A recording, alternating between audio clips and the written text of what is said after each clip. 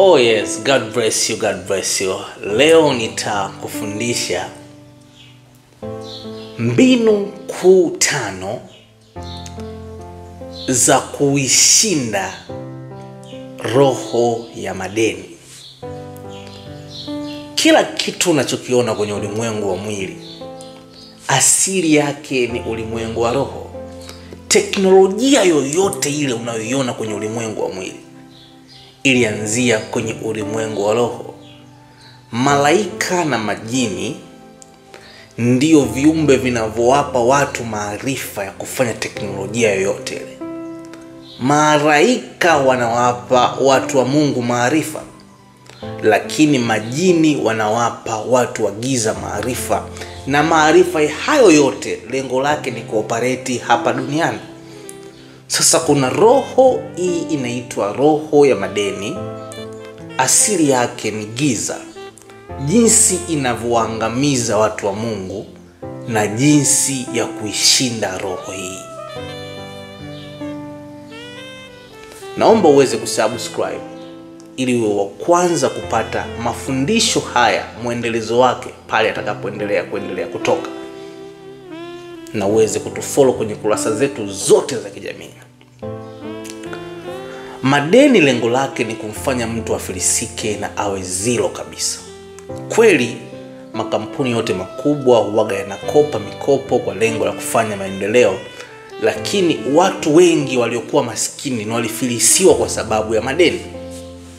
Sasa leo nitakupa mbinu kuu za kuzishinda hizi roho za madeni.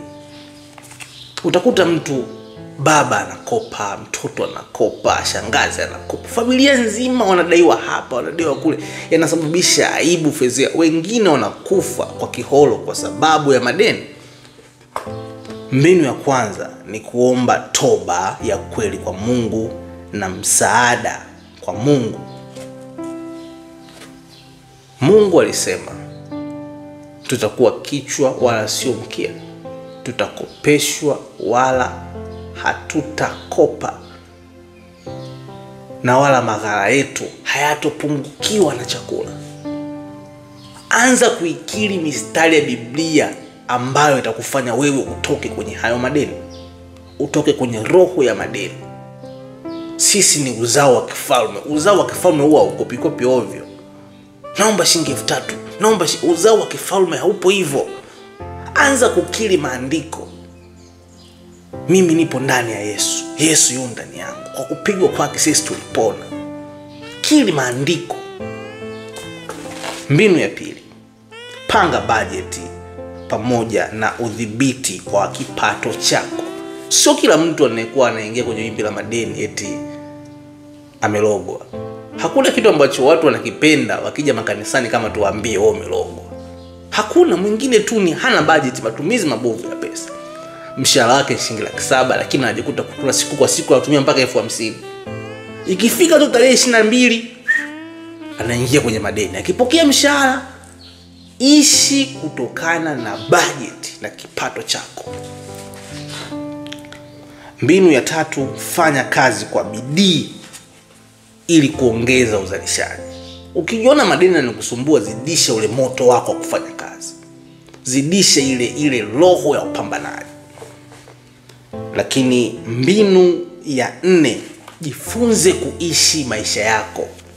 Watu wengi walioingia kwenye madeni walianza kufurahisha watu, kutaka kujionyesha mbele za watu kama wameinuliwa na Mungu kiuchumi wakati bado hawajainuliwa. Wanajikuta wanaingia kwenye majukumu mazito kwa lengo la kuwaonyesha watu wamefanikiwa, kumbe bado hawajafanikiwa. Sawa, kuna usemi unaosema fake until you achieve it, fake until you get it. Sawa, unaweza ukafeki mpaka po, lakini maisha maigizo yana mwisho wake. Hata movie unayoangalia kwenye television ama kwenye simu ama kwenye chombo chochote, ile movie ina mwisho.